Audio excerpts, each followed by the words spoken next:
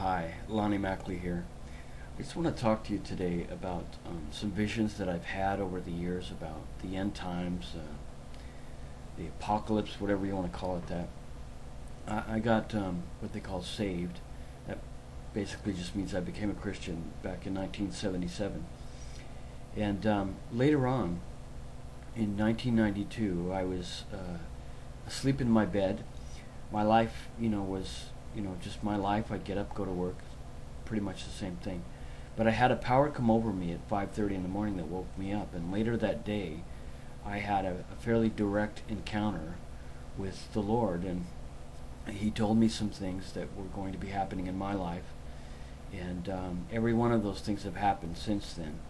But He also talked to me about some things about the future with the world. And then after this encounter that I had, I began to have a series of dreams and visions, and I didn't say much about them at the time because I wasn't. I was a little reluctant to share it. You have to be careful sometimes what you share with people, and you just got to do it the right time, the right way. And I've kind of sat on some of these things for a while because I felt that there needed to be the right time for it. So I'm just going to share them with you, and because of time constraints, I'm just going to share with you what I saw, what I dreamed, and I'll leave the interpretation up to God and you, and to those who have ears, let them hear. So these are the things that I saw.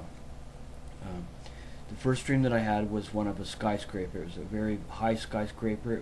I could even see clouds out the windows, and people were running up and down these stairwells in a frantic, I guess, trying to get out, or what it was. Some people were running upstairs, some were running downstairs, and I was caught right in the middle of it and getting bumped all over the place. And then I looked out the window, and something, I don't know what it was, but it was like when it hit, it was like it seemed like lightning. I don't know if you've ever been struck in the head so hard that it's like seeing lightning, seeing stars. That's what it was like. And then the vision ended. The second vision that I had was I was flying over a great battlefield, and what was remarkable about this battlefield is everything was green, and I could sense in the vision that this was North America. It wasn't like somewhere in the Middle East or anything. And I was flying in the arms of an angel, a very large angel, and he had me cradled, kind of like you would carry somebody, like a baby, I guess. One of his arms, his right arm was under my knees, and his left arm was holding me on the back. But he was dipping down towards this battlefield, and it was just so, I couldn't believe it. Like, I've been in the military, and I couldn't believe how fierce this battle was. And he dipped down right at these guns that were going up, and I literally almost jumped out of his arms. It freaked me out so bad. And that's what I saw. And it looked to me like it was a war, a great war that was happening here in North America and not somewhere else in the world.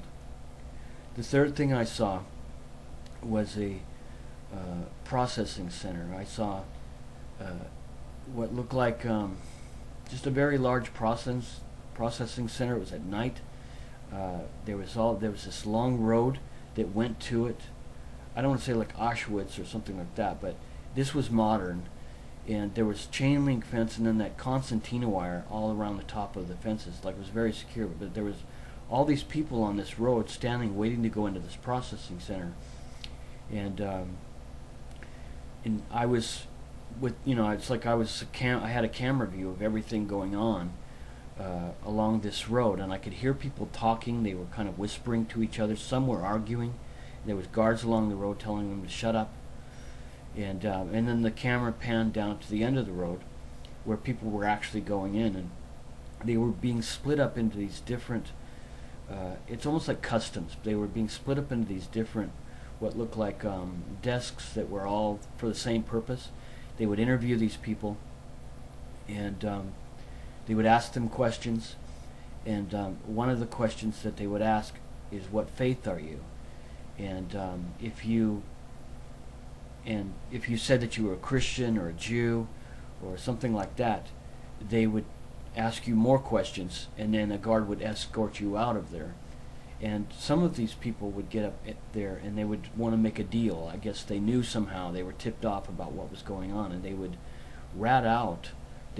I saw a man pointing over to another man and his family, I guess that were friends or family, I don't know who they are, but he said these people are Christians, and and he was wanting mercy. He wanted to make a deal with the guy, and the guy did make the deal, and I could see in the future that they forced this man into being a spy for Christians, him and his family. That was part of the deal that they made, that he had to do later on, and that they just keep sending him into these places where he would pretend. And this guy was just really a shell of a man after that, because he knew he'd betrayed people. And the whole gist of it I got was that you're either going to have to go with this, whatever this government system is that's taken over, or you're going to have to, be faithful to God and possibly face imprisonment, persecution, or death later on. The fourth vision that I saw was a couple being taken. This was in the Middle East. They were part of a big tour group that was going down the road in, it looked like some big all-terrain vehicle, like, I don't want to say a Humvee, it was much bigger than that. And two of them, one of them got sick, a husband and wife. The wife got sick, and so they had to come back. And as they were driving back, another Jeep or vehicle full of people stopped them, and they took them captive, and they took them to a place. And this place, it was a very strange looking place. It was a building, but there was all these like folding tables with books just piled up really high. And I got to look at some of the books, and what it was just like Western culture books, all the books we read in the Western culture about our lifestyle and everything else. And they split the man and the woman up, and I could see what was happening with the man. And the guy at the desk spoke English, and there were guards there, and he just asked the guy a lot of questions about different things, and he began to yell at him on certain things to try to get the truth out of him. And finally he said, "Well, are you a Christian?" And the man said, yes, I am. And then he began to ask him more questions about different things, and almost to dissuade him, to give him a chance to get himself out of it, to say, well, he's not really a Christian. But the guy just said, no, I am a Christian. And then the last thing that I saw was him and his wife being imprisoned.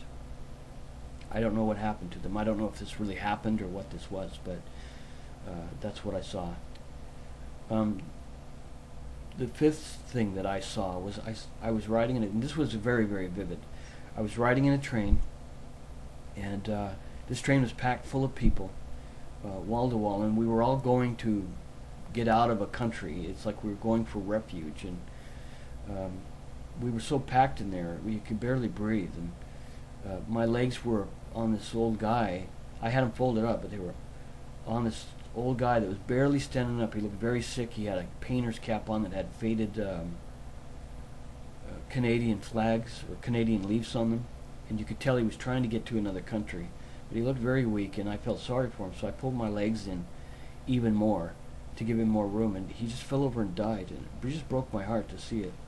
And then my vision went back to another cart in the back, and there was a family back there, and some guards came in, and they were going to interrogate this family, and the husband could see it, so the husband jumped up before they could get to the wife, and they began to ask him all these questions, and they took the man to the front of a car, to a private car, and then all of a sudden I became the man, and they began to scream at him. Everybody was screaming at him like in a frenzy, and it's very scary.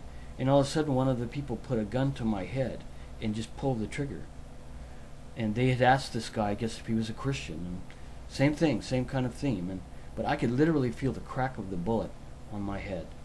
So those are the things I've seen. I just want to encourage you that the safe place to be in the future is to be with God and not to sell out. Don't take any marks on your forehead or right hand for the government system, whatever it ends up being. And just pray, ask Jesus Christ to come into your heart, to forgive you of your sin, and to give your life to God today. So bless you, my friend. I hope some of these things have helped you. I didn't have time to give what I thought the interpretations were, but may God give you the interpretations for what I've seen, and may God give you strength. Take hope in these last days. And there's a group called Revival Prophetic Wilderness. If you type Lonnie Mackley into the internet, you'll find it if you need further support or help. Okay? Bless you, my friend. Bye-bye.